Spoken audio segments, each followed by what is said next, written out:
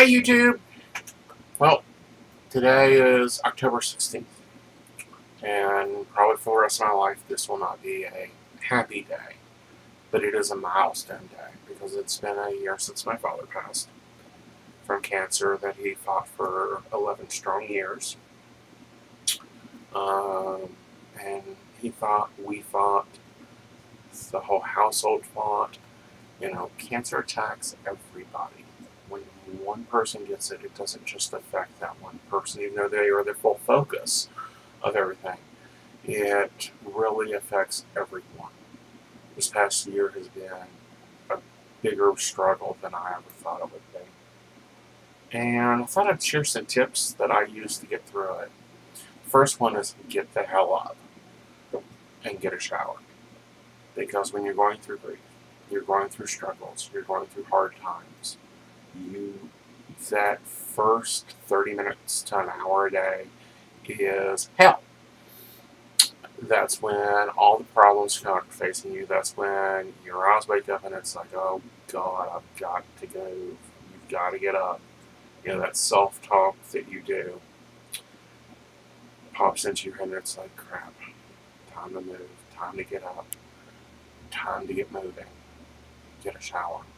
Don't care if you had one last night before you went to bed. Don't care if you had one 3 hours ago. Get one. Get into a routine, a new routine, as fast as you can. Look on the positive sides of things. It's hard, especially when the whole family unit is trying to reformulate their positions of where they fit in, what they're supposed to be doing. Especially when you are now the leader of the family. You know, there's always one that leads everything in the family.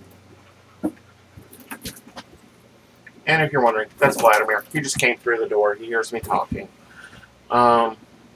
Figure out your roles, because roles change as people are no longer in the family, and it's hard to adjust to them. You know, especially when you're used to being the party person and planning the parties, and now you're the card person or the financial person. Every unit has to adjust. The other one is give yourself a break. Take some time for you. And another one really bugged me because, especially when parents die, you all hear, you are just like your father. You are just like your mother. Look at you there doing that. That was hard for me because, well, yeah, I may do things like he did. Why? Because he taught me how to do some things. Or I may behave like he did. Well, that happens when you're around people long enough. That's why people that have been together for 20 years look alike. But then take some time to think about that. Are you like them? And I came to the conclusion, yeah, I'm a lot like my dad. I've got his work ethic. For those that don't know, my dad he ran a business, flea marketing, mainly dealing in antique glass.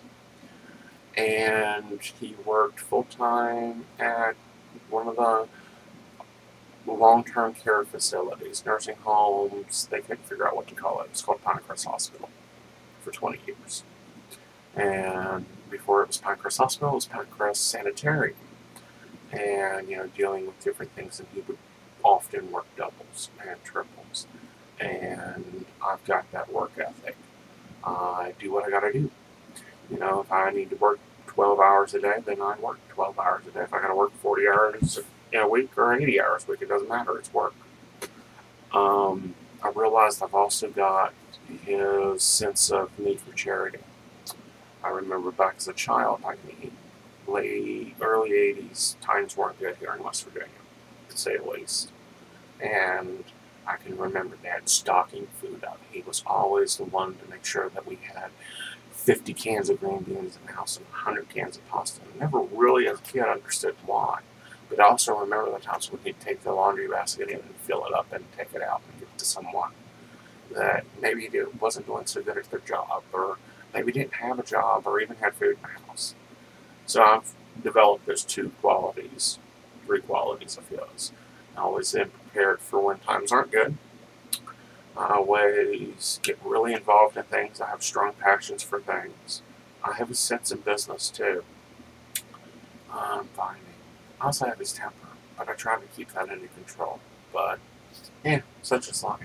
It comes with the genetic patterns. But also another tip is to remember those good times. Remember those fun Christmases or the shoe fights or whatever those little happy memories are. And allow yourself time to just let loose. If you need to cry for 3 days, cry for 3 days after your showers. And so, I'm going to say many blessings. And thanks for y'all for watching. And I hope you got something useful out of this. And also, one little bit of advice. If you're going through hell, keep on going.